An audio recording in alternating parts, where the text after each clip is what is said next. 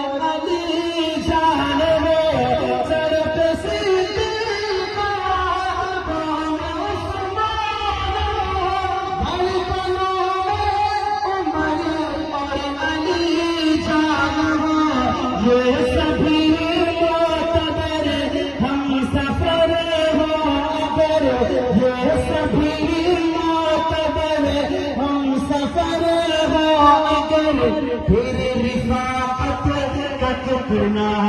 मजा आएगा, ये सभी मोतबर हम सफर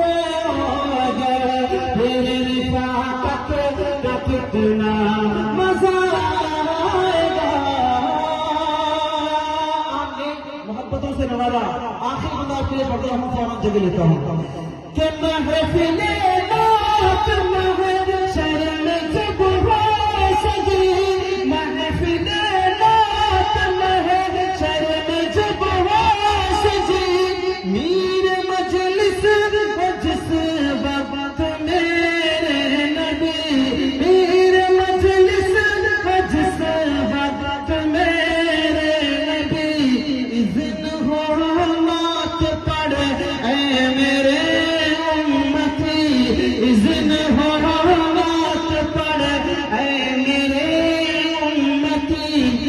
समात का कितना मजा आएगा, सामने अगर रूम खैर बशर फिर इबादत का कितना मजा